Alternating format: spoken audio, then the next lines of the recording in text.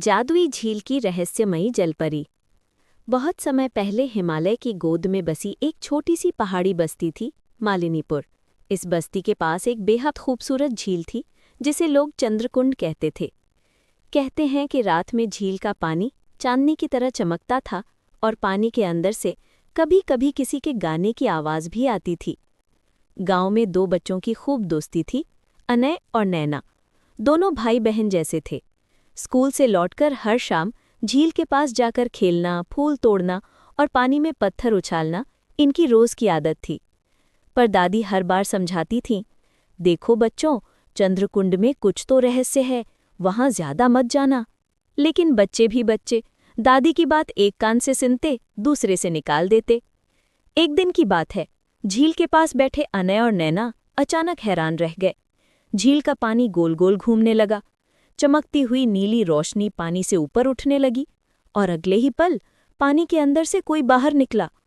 वो थी एक बेहद खूबसूरत जादुई जलपरी। लंबे चमकदार बाल, नीली सी आंखें और मोती जैसे चमकते शल्क। उसने किसी परी की तरह मुस्कुराते हुए कहा, डरो मत बच्चों, मैं हूं आर्या, चंद्रकुंड की रक्षक। अनय और नैना की आंखें फट गईं। उन्हें यकीन ही नहीं हुआ कि वे सचमुच एक जलपरी के सामने खड़े हैं।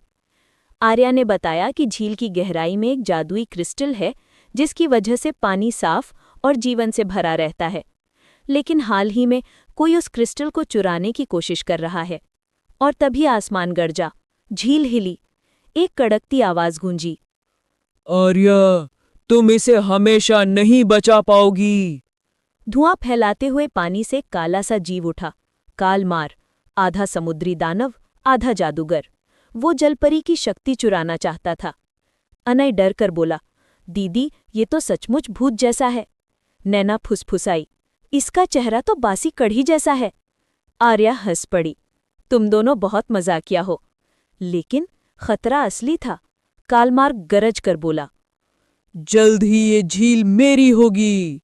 ये कहकर वो पानी में गायब हो गया। आर्या ने बच्चों को समझाया, अगर क्रिस्टल खो गया तो ना झील बचेगी, ना जंगल, न तुम लोग। नैना ने हिम्मत दिखाते हुए कहा, आर्या दीदी, हम आपकी मदद करेंगे। आर्या ने मुस्कुराते हुए सिर हिलाया और बोली, ठीक है, अगर तुम सच में मदद करना चाहते हो तो कल रात चांद निकलने के बाद झील के किनारे आना, मैं तुम्हें जादुई दुनिया दिखाऊंगी। अनय ने कहा, लेकिन हम मम्मी को क्या बोलेंगे? नैना बोली, भाई कह देंगे होमवर्क कर रहे हैं। इतने सालों में पहली बार झूठ काम आएगा। दोनों हंस पड़े। रात आई, चांद निकला और दोनों चुपके से झील पर पहुंच गए। आर्या पानी से ऊपर आई और अपने हाथ से एक चमकदार गोला निकाला। यह है जल श्वास मोती, इसे खाओगे तो पानी के अंदर सांस ले पाओगे। दोनों बच्चों ने मोती खाया और अगले ही पल उनके गले में ठंडक सी दौड़ गई। आर्या बोली, चलो अब मैं तुम्हें अपनी दुनिया दिखाती हूँ। और तीनों झील में कूद गए। नीचे एक अद्भुत दुनिया थी, चमकते पौधे, तैरते घर, रंग बिरंगी मछलियां और मोती जैसे रास्ते। अनय बोला, दीदी, आपकी दुनिया तो किसी फिल्म से कम नहीं है। नैना बोली, हाँ, बस टीवी नहीं है, वरना परफेक्ट था। आर्या मुस्कुराई, अब असली सफर शुरू होता है। और कहानी यहाँ से और रोमांचक होने वाली थी। पार्ट 2 देखने के लिए हमारे चैनल को सब्सक्राइब करें। धन्यवाद।